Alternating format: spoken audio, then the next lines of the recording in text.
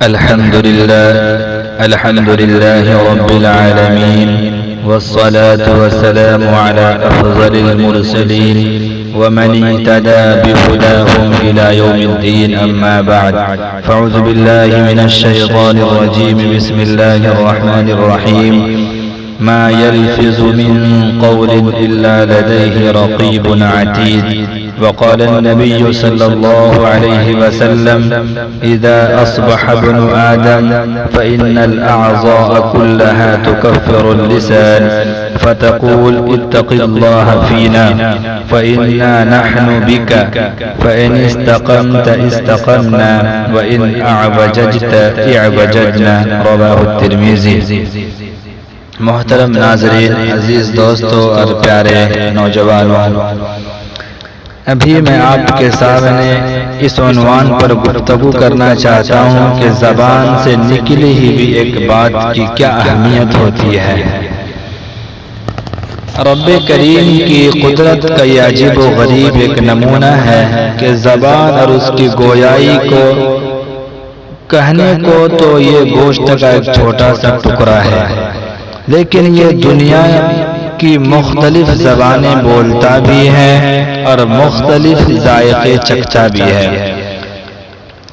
جہاں یہ ایک اللہ تبارک و تعالیٰ کی عظیم نعمت اور ایک انعام ہے، وہیں اس میں ہمارے لیے ایک امتحان بھی ہے، کیونکہ بظاہر تو یہ منہ کے 32 دانتوں کے درمیان میں ایک چھوٹا سا گوشت کا ٹکڑا ہے، لیکن اعضائے جسمانی میں اس عضو اور اس کی گویائی کو اتنی اہمیت حاصل ہے کہ دیگر تمام اعضاء کی صلاح و بربادی ایک حد تک اس زبان پر موقوف ہے۔ میں آپ کو بتاؤں، زبان کا ایک کلمہ کافر کو مومن بنا سکتا ہے اور ایک مومن کو کافر بھی بنا سکتا ہے۔ زبان کا ایک جملہ انسان کو نکاح کے پاکیزہ بندھن میں باندھ بھی سکتا ہے، تو زبان سے نکلی ہوئی ایک بات دونوں کو جدا بھی کر سکتی ہے۔ زبان کا ایک بول ہی لوگوں کے درمیان اور لوگوں کے مابین آگ بھڑکا بھی سکتا ہے، اور زبان سے نکلا ہوا ایک بول اسی آگ کو بجھا بھی سکتا ہے۔ اسی زبان سے انسان اللہ تبارک و تعالیٰ کی رضا اور محبت کا مستحق بھی بن سکتا ہے، اور اسی زبان سے انسان اللہ تعالیٰ کی ناراضگی اور لعنت کا بھی سبب بن سکتا ہے۔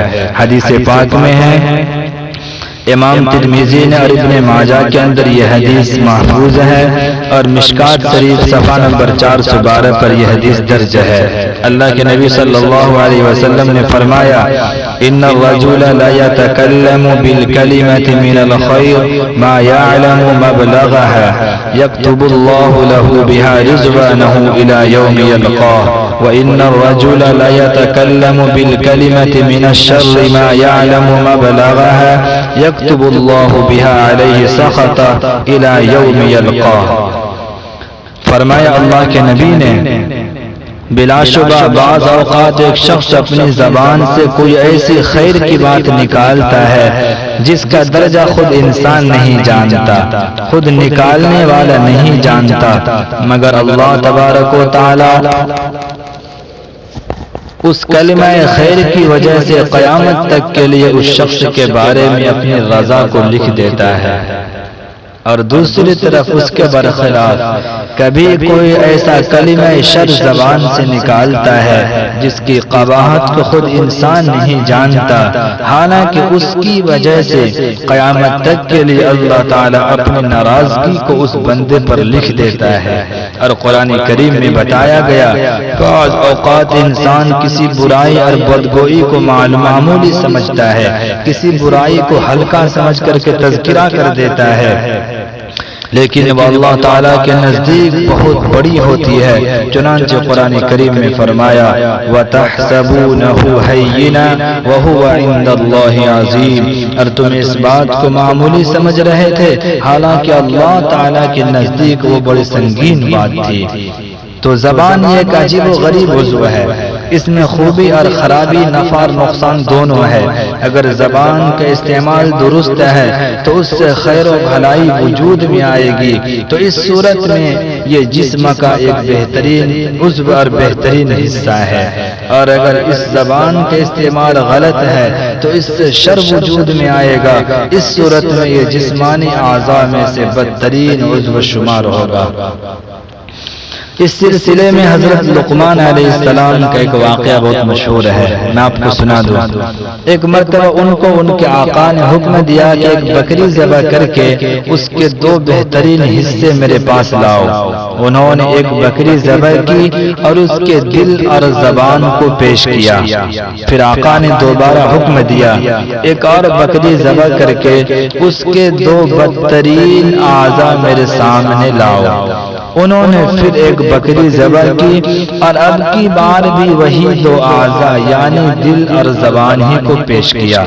ان کے آقا نے تعجب سے پوچھا، کیا بات ہے؟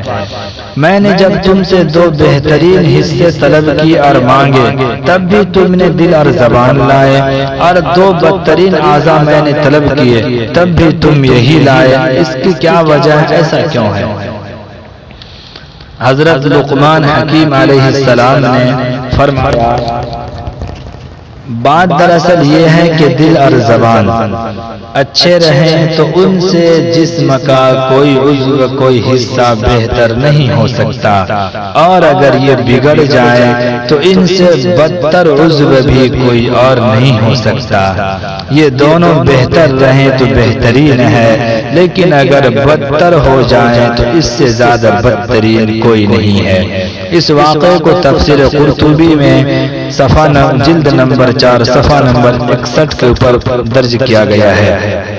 میرے بھائیو، خلاصہ یہ ہے کہ زبان کی ایک بات انسان کو کہاں سے کہاں تک پہنچا دیتی، اس کا اندازہ آپ خود لگا سکتے ہیں۔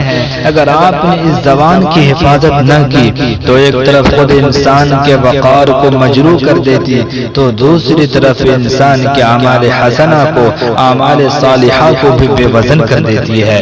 حدیث شریف کا یہ مضمون سن کر حضرت معاذ رضی اللہ تعالیٰ عنہ کو بڑا تعجب ہوا۔ انہوں نے دریافت کیا، کیا حضرت زبان کی باتوں اور لغزشوں پر بھی اللہ تعالیٰ کی یہاں ہماری پکڑ ہوگی؟ آپ صلی اللہ علیہ وسلم نے فرمایا، یا معاذ، وَهَلْ يَكُبُّ النَّاسَ فِي النَّارِ عَلَى وُجُوهِهِمْ أَوْ مَنَاخِرِهِمْ إِلَّا حَصَائِدُ أَلْسِنَتِهِمْ رواہ الترمذی و احمد۔ اے معاذ، تم بھی عجیب آدمی ہو، لوگوں کے جہنم میں ان کے منہ اور ان کے ناک کے بل زیادہ تر زبانوں کی حفاظت نہ کرنے کی وجہ سے ہی ڈالا جائے گا۔ اس حدیث سے معلوم ہوا قیامت کے دن دوزخ میں جانے والے اکثر و بیشتر وہ لوگ ہوں گے جنہوں نے اس دنیاوی زندگی کے اندر اپنی زبانوں کی حفاظت نہ کی ہو۔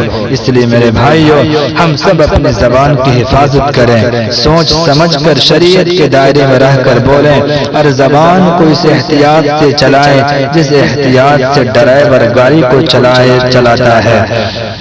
گویا کہ ہم سب اس شعر کا مصداق بن جائیں، جب کبھی بولنا وقت پر بولنا، جب کبھی بولنا وقت پر بولنا، مدتوں سوچنا مختصر بولنا۔ اللہ تعالی ہم تمام لوگوں کو اپنی زبان کی حفاظت کی توفیق، قوت اور حوصلہ عطا فرمائے۔ وآخر دعوانا ان الحمد للہ رب العالمین۔